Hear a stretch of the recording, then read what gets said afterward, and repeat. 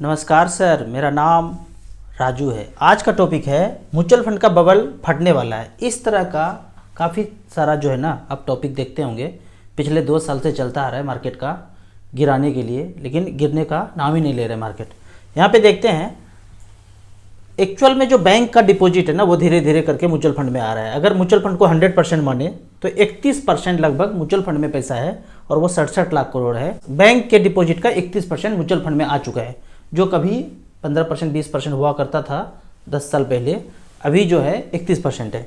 यहाँ पे जो एक्चुअल बबल है ना, कभी आप नहीं सुने होंगे बैंक में कितना भी डिपॉजिट हो गया हो और बबल यहाँ पे बोला गया हो। यहाँ तो चाहते हैं कि सब लोग करते रहे। यहाँ मार्जिन अगर कम होने लगा इनका और यहाँ इन्वेस्टर को, साधारण इन्वेस्टर को पैसा मिलने लगा तो बबल आना शुरू हो गया। यहाँ पे पहले इन्वेस्टर सारे पैसा बैंक में रखते थे या EMI के रूप में जाता था बैंक के पास। अभी ये दोनों कम होके म्यूचुअल फंड SIP में जाता हुआ नजर आता है, तो इन्वेस्टर को यहाँ पे ज़्यादा फायदा हो रहा है और इसका मार्जिन जो है थोड़ा थोड़ा कम होता हुआ नजर आ रहा है। एक्चुअल में बबल क्या है इसको समझने के लिए पहले 2 न्यूज के पेज को देखते हैं। 17 लाख ज्वेलर्स संकट में, 2 लाख बेरोजगार, 18 महीने में 45 ने की आत्महत्या। दूसरा देखते हैं, 2 लाख किराना दुकानों पर लगा ताला, आई बड़ी आफत। तो ये इस तरह का धीरे धीरे बवंडर होता जा रहा है। ये कैसे हो रहा है ये देखते हैं। हम सब एक सुने होंगे अपने बाबा दादा से चीज़ों को कि जितना सोना होता है उतना ही रोकड़ा छपता है, एकदम डायरेक्टली प्रोपोर्शनल है, उतना ही छपता है। लेकिन अगर इसके अलावा छप जाए बिना रखे तो वो नकली हो जाएगा, वैसा हो जाएगा जैसे पाकिस्तान करता है। तो यहाँ पे एक्चुअल में जो सोना है 5 लाख करोड़ का है और रोकड़ा हो गया 39 लाख करोड़ का, तो नकली वाला जो हो गया ना 34 लाख करोड़ का हो गया। इस 34 लाख करोड़ को आप समझते हैं क्या हो रहा है। मान लेते हैं कि ऑफलाइन दुकान है और ऑनलाइन दुकान है। ऑफलाइन में आप हम सब का दुकान है, नॉर्मली देशवासियों का है। ऑनलाइन में कोई मोगेम्बो का बंदा बैठा है, उसने एप्लीकेशन बनाया और ऑनलाइन चला रहा है। उस नकली पैसे को जो ऐसे ही हवा में छाप दिया, इस ऑनलाइन वाले को 10,000 करोड़ डिजिट अकाउंट में आ गया। अब ये दुकानदार 1000 में चीज़ बेचता है, कंपनी से इनको 900 रुपये में मिला, तो ये भाई 10% मार्जिन रख के 1000 में बेचेंगे। इनको भी 1000 में मिला तो ये भी कायदे से 1000 में बेचते, लेकिन इनको फर्जी वाला रोकड़ा आ चुका है तो 100 रुपये यहाँ पे ये डिस्काउंट दे देंगे, क्योंकि वो तो नकली है पैसा, तो ये 900 रुपये में बिक रहा है। जब आप इसके पास लेने जाएंगे तो कहेंगे कि भाई तुम तो लूटते हो, वहाँ तो 900 रुपये में मिल रहा है, तुम 1000 में दे रहे हो। भाई इसको तो अकाउंट में 10,000 करोड़ है नहीं, यहाँ पे आ गया है। अब इसके गहराई में एक स्टेप और आगे जाते हैं। हम और आपको आदत बनाने के लिए पहले ऑनलाइन जब करते थे तो पता चलता था A नाम का व्यक्ति जूता भेज रहा है आपको, कपड़ा B नाम का व्यक्ति भेज रहा है, अलग अलग वेंडर है, घड़ी कहीं और से आ रहा है, मोबाइल कहीं और से आ रहा है। ये ऑनलाइन में ऐसे होता था, अलग अलग वेंडर था। लेकिन जब सबका आदत हो गया, 90% ट्रांजेक्शन यहाँ से होने लगा, तो पता अब चल रहा है कि चारों आइटम एक ही जगह से आ रहा है।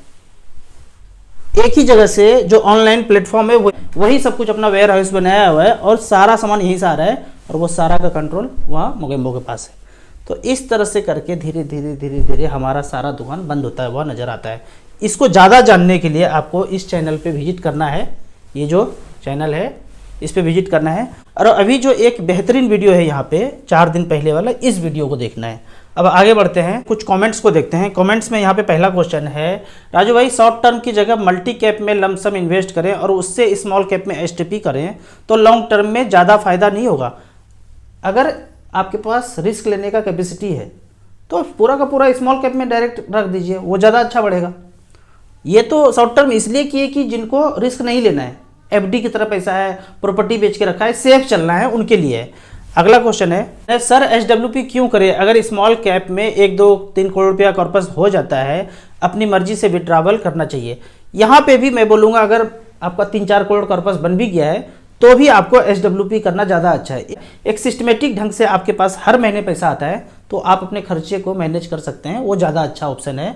आपके पास 2 करोड़ हो गया, आप 2 लाख रुपये पर मंथ या 1,80,000, 1.5 लाख अपने ज़रूरत के हिसाब से हर महीना ही ऑप्ट करना चाहिए। ये आप सही बोल रहे हैं कि पैसा ज़्यादा हो गया तो कुछ भी कर सकते हैं, लेकिन कुछ भी करने में भी SWP करेंगे तो ज़्यादा अच्छा रहेगा। राहुल सर, मैं सुना कि स्मॉल कैप में PE रेशियो ज़्यादा हो गया है, स्मॉल कैप म्यूचुअल फंड में ओवर वैल्यूड हो गया है। सब कुछ हुआ है, लेकिन आप इसी में कंटिन्यू करेंगे। ये सब कुछ देखना एएमसी का फंड मैनेजर का काम है, हम साधारण इन्वेस्टर इसको देखना जरूरत नहीं है। मैं क्यों ऐसा बोलता हूँ कि आप स्मॉल कैप में पी रेशियो, ओवर वैल्यू ये सब देखेंगे तो लॉन्ग टर्म में वेल्थ क्रिएशन होने से आप चूक जाएंगे। उदाहरण के तौर पे निप्पॉन इंडिया ग्रोथ फंड और निप्पॉन विजन फंड दोनों एक ही समय में शुरू हुआ था। 8-10-1995 में विजन फंड भी शुरू हुआ था large and mid cap category में, और small and mid cap category में निप्पॉन ग्रोथ फंड 8-10-1995 में भी ये भी शुरू हुआ था। 1000 रुपये पर मंथ 1995 से लेकर अब तक करता गया तो 3.5 लाख यहाँ भी जमा हुआ और 3.5 लाख रुपये यहाँ भी जमा हुआ। ठीक है, तो विजन फंड में जो पैसा बना है 3.5 लाख का 1,000 रुपये पर मंथ का SIP का, यहाँ पे बना है 1,10,00,000, 19% का सालाना रिटर्न जनरेट करके 1995 से लेकर अब तक एवरेज दिया है 1,10,00,000। और निप्पॉन ग्रोथ फंड में यही जो 3.5 लाख रुपया जमा हुआ है ये बना है 2,58,00,000, लगभग 2 गुना से भी ज़्यादा। तो कोई भी आपको दिमाग नहीं लगाना चाहिए साधारण इन्वेस्टर को। लगाएंगे, फंड मैनेजर कुछ और करना चाहता है, आप कुछ और करना चाहेंगे, एक्सीडेंट होगा, सत्यानाश होगा, पोर्टफोलियो आपका अच्छा खासा नहीं बन पाएगा। इससे अगर ज़्यादा आपको चाहिए और फंड मैनेजर से ज़्यादा नॉलेज है फिर आप मेहनत कीजिए और देखिए क्या बनता है। यहाँ पे 23.41% का रिटर्न 1995 से लेके अब तक मिला है। अगले क्वेश्चन की तरफ चलते हैं। अगले क्वेश्चन में कहते हैं राजू सर हमारे जीजू जी पीछे पड़े हुए हैं कि TLC क्वाइन में इन्वेस्ट कर दो। उनके कहने पे पहले एक यूलिप प्लान लिया था और वहाँ लॉस में विड्रॉ करना पड़ा, तो TLC क्वाइन के बारे में क्या करें। कोई भी क्वाइन चले, कोई भी डिजिटल क्वाइन चले, उसके बेस में कुछ भी नहीं है, बस हवा हवाई है। एक तो अभी जो मैं कहानी बताया कि 5 है और 39 छाप दिया, वो इतना हवा हवाई है पहले से, और डिजिटल कितना छाप दिया, 200-250 छाप दिया, वो और हवा हवाई है। तो बिल्कुल इसमें नहीं जाना है, जो मूल बात है ना उसको पकड़ना है और उसके आगे चलते रहना है।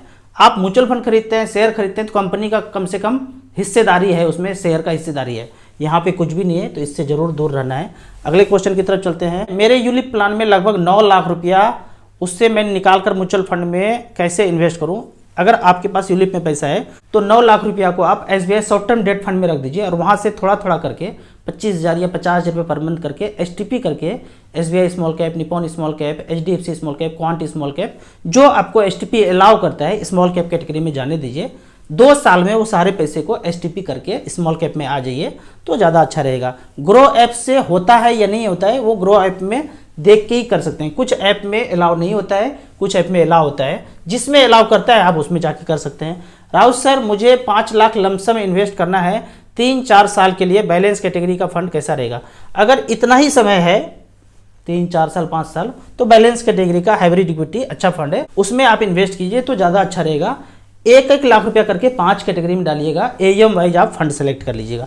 अगला क्वेश्चन है, नमस्कार सर मेरा नाम उमेश यादव है, मैं SIP करना चाहता हूं, कौन सा SIP करूं ये बताइए। अगर आपको SIP करना है StarSIP.in में जाएंगे, AUM वाइज आप यहाँ पे मैंने 14 ईयर सेलेक्ट किया है, तो यहाँ पे सारे जो अच्छे स्मॉल कैप फंड हैं वो आ गए। Nippon India small cap, HDFC small cap, SBI small cap, quant small cap, इसके अलावा आप SBI 250 index fund, Motilal micro cap 250, 1,000 या 2,000 रुपया कर करके आप SIP 5-6 फंड में कर दीजिए। खुद अध्ययन कर लीजिए, मैंने जो सेलेक्ट किया है उसके अलावा भी कुछ किसी स्मॉल कैप में आप जा सकते हैं। तो यहाँ से आप धीरे धीरे शुरुआत कीजिए, अध्ययन कीजिए, ज़्यादा पैसा बाद में आप लगाइए सब कुछ सीखने के बाद। शॉर्ट टर्म डेट फंड जो आप बताते हैं क्या कभी वो भी रेड में जा सकता है।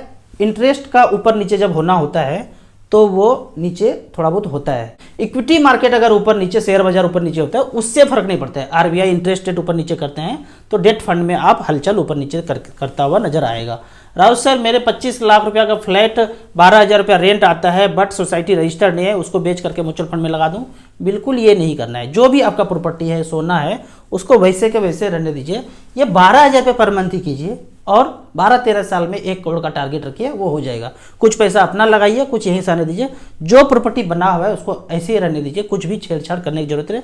रजिस्टर्ड नहीं है तो कोई फर्क नहीं पड़ता है। आपने व्हाइट पैसा दिया है, आपके पास कागज है तो आपका ही संपत्ति रहेगा, कहीं नहीं जाने वाला है। अगला है, सर मैं काठमांडू नेपाल से हूँ, वीडियो में बताइए कि क्या हम म्यूचुअल फंड में इन्वेस्ट कर सकते हैं। यदि आपके पास पैन कार्ड है, काफ़ी सारे नेपाल के इन्वेस्टर हैं, रेसिडेंट तो नेपाल के हैं लेकिन उनके पास पैन कार्ड है, यहाँ के काम करते हैं। पैन कार्ड होने के बाद हमने देखा है कि पैसा इन्वेस्ट किए हैं। बैंक आपका नेपाल का भी होगा तो चलेगा, SBI का ब्रांच नेपाल में भी है, वहाँ का बैंक होगा, अकाउंट नंबर, पैन कार्ड लेकिन अगर भारत वाला है तो आप इन्वेस्ट KYC करने के बाद कर सकते हैं, कोई दिक्कत नहीं, काफ़ी लोग किए हैं। सर जो नॉमिनी ऐड नहीं किया है तो उसका पैसा कैसे निकालेंगे? सबका पैसा निकलता है, कागजी कार्रवाई थोड़ा ज़्यादा होता है। आपको नोटरी से अटेस्टेशन, रिलेशनशिप सर्टिफिकेट ये सब लगाना पड़ेगा। AMC का फॉर्म थोड़ा सा ज़्यादा हो जाएगा, सब जगह साइन करके सबमिट कर देंगे, पैसा आ जाता है। पैसा कोई लेके नहीं भागता है। नॉमिनी रजिस्टर्ड होता है तो आपको कुछ ज़्यादा पंगाबाजी करने की जरूरत नहीं है, कहीं कोर्ट कचहरी ये सब का चक्कर लगाने की जरूरत नहीं। फिर भी ये सब करने के लिए AMC के बाहर जो बंदा होता है, कॉन्टैक्ट नंबर मिलने से थोड़ा सा पैसा ज़्यादा खर्चा होगा। सारा कागज सबमिट होने के बाद आपके नॉमिनी के अकाउंट में 1 सप्ताह के बाद पैसा रिडीम होके आ जाएगा। राजू भैया एक बात पूछना था, मैंने अपनी बेटी के नाम पे म्यूचुअल फंड 5 साल पहले किया था, क्या अब उसको निकालना चाहूँ तो निकल जाएगा? बिल्कुल निकाल सकते हैं, जो अकाउंट आपने दिया था उसी अकाउंट में पैसा आएगा, कोई दिक्कत नहीं होता है। नॉमिनी के नाम पे है, पैसा निकालेंगे और जाहिर सा बात है गार्जियन तो आप ही होंगे, जो गार्जियन का अकाउंट होगा उसमें पैसा आ जाएगा। नमस्कार सर, वेस्ट बंगाल से हो, मेरी मम्मी को शुगर BP था। आपका वीडियो देखकर अमित जी के बारे में आप बताते रहते हैं, मैंने सोचा एक बार ट्रीटमेंट लेके देखते हैं। आज मेरी मम्मी को शुगर BP नहीं है, नॉर्मल है। मेरे मम्मी से ज़्यादा मैं खुश हूँ। आपने जो कहा वो बात सच साबित हुआ। Thank you Amit ji. कोई भी इस तरह का प्रॉब्लम सदियों से चलता आ रहा है ना, आप अमित जी को कांटेक्ट कीजिए। अमित जी का नंबर डिस्क्रिप्शन के सारे वीडियो में दिया हुआ है। इससे बड़ा प्रॉब्लम भी हो, ऐसा मत सोचिएगा कि वो प्रॉब्लम तो इतना बड़ा है उसके बारे में कुछ हो नहीं सकता है, कहीं एक्सीडेंट हो गया तो इसके बारे में इमरजेंसी के तौर पे भी आप उसको कांटेक्ट करेंगे तो जो आपको बताएंगे। मेरे बच्चे का एक्सीडेंट हुआ था और इतना भयानक एक्सीडेंट था कि सब लोग बोल रहे थे कि आप हॉस्पिटल जाओ, लेकिन हम नहीं गए। घर में ट्रीटमेंट करने के लिए उन्होंने क्या बताया, गेंदे का फूल जो पंखुड़ी होता है पीला वाला, उसको पीस करके उसमें गौमूत्र मिला करके घाव पे लगाया। अच्छा खासा एक्सीडेंट घुटने के पास हुआ था और 1 सप्ताह में पूरी तरह रिकवर हो गया और 1 सप्ताह के बाद तो वो खेलना भी शुरू कर दिया। अगर हम वहाँ जाते तो न जाने प्लास्टर और कितने चक्कर लगता। कितनी इन्वेस्टमेंट करनी चाहिए म्यूचुअल फंड, इस पर भी बताएं। मिनिमम खर्चा करने के बाद आपके पास जो पैसा बचे वो सब इन्वेस्ट करना है। हमने अपने ज़िंदगी में 12-13 साल यही किया। मिनिमम खर्चा, जहाँ से काम सब कुछ चल सके, मिनिमम खर्चा करने के बाद मैक्सिमम इन्वेस्ट करता गया। पहला 1 करोड़ का टारगेट रखिए। कितना बोलते हैं इन्वेस्ट करना है, आपके मर्जी पे, सब पैसा इन्वेस्ट करना है जब तक आपका 1 करोड़ नहीं हो जाए। 1 करोड़ रुपया मार्केट में म्यूचुअल फंड में बन जाएगा, ये खोपड़ी का तीसरा आंख खुल जाएगा। फिर आपको कोई बताने वाला नहीं, आप खुद सब कुछ जान जाएंगे। अगले क्वेश्चन की तरफ चलते हैं। सर जी, मेरे पिताजी ने SIP शुरू किया था पर अब वो नहीं है, मुझे अब कहाँ जाना होगा? जो भी म्यूचुअल फंड है उसके AMC में चले जाइए। आप अपना पैन कार्ड, आधार कार्ड, KYC करेंगे, अकाउंट डिटेल्स देंगे, 1 सप्ताह में आपका पैसा अकाउंट में आ जाएगा। कोई दिक्कत नहीं होता है। नॉमिनी रजिस्टर्ड है तो भी आएगा, नहीं रजिस्टर्ड है तो थोड़ा सा टाइम और ज़्यादा लगेगा, कागजी कार्रवाई थोड़ा सा ज़्यादा होगा। AMC विजिट कीजिए, सब कुछ हो जाएगा। राजू सर, एक क्वेश्चन है, 15,000 रुपया स्मॉल कैप में लगाना है, 3 स्मॉल कैप में लगाना है, कौन कौन सा लगाएं? SBI small cap, Nippon small cap, quant small cap. 5-5 हज़ार करके 3 में लगा दीजिए या 3-3 हज़ार करके 5 में लगा दीजिए, पहले भी वीडियो में बताया हूँ। अगले क्वेश्चन की तरफ चलते हैं। राहुल सर, मेरा सिविल स्कोर कम है, क्या म्यूचुअल फंड में इन्वेस्ट कर सकता हूँ? कोई रिलेशन नहीं है भैया सिविल से। वो लोन लेने के लिए, ये अपना वाला पैसा आप इन्वेस्ट करने के लिए जा रहे हैं तो कोई रिलेशन है। लो हो, खत्म हो, मर जाए, हरा जाए, सिविल को म्यूचुअल फंड से लेना देना कुछ भी नहीं है। मिनिमम आप 100 रुपये से शुरू कीजिए, धीरे धीरे सब ज्ञात हो जाएगा। अगले क्वेश्चन की तरफ चलते हैं। राहुल सर, मेरी वाइफ के आधार कार्ड पर सरनेम चेंज नहीं हो रहा है तो अपनी वाइफ को नॉमिनी बना सकता हूँ? ये बड़ा पंगा वाला केस मैंने देखा है ज़िंदगी में। जहाँ भी ऑफिस में रहते थे, काम करते थे, पहले देखते थे कि शादी के बाद सरनेम चेंज करा रहे हैं, नाम चेंज करा रहे हैं, वाइफ को ही चेंज कर दो, सब कुछ बदल को अपने जैसा कर दो।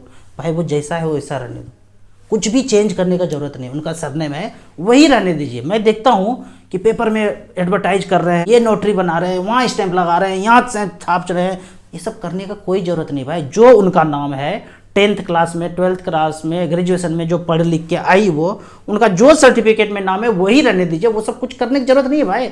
अननेसेसरी काम करने का कोई ज़रूरत नहीं है। आपका उनका जो भी नाम है उनको नॉमिनी बनाइए। जब ऊपर चले जाएंगे हम लोग तो उनका उन्हीं नाम पे उनके अकाउंट में पैसा आ जाएगा। ये छेड़छाड़ करने का कोई जरूरत नहीं। पता नहीं कौन ये शुरू किया था कि वाइफ का नाम चेंज कर दो, उसको भी चेंज कर दो।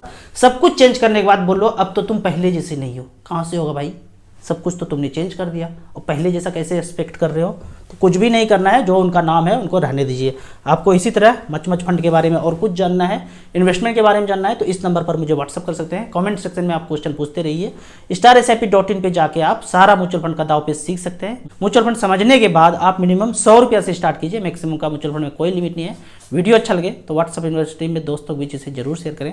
यूट्यूब पर देख रहे हैं तो लाइक एंड शेयर जरूर करें। Thank you so much.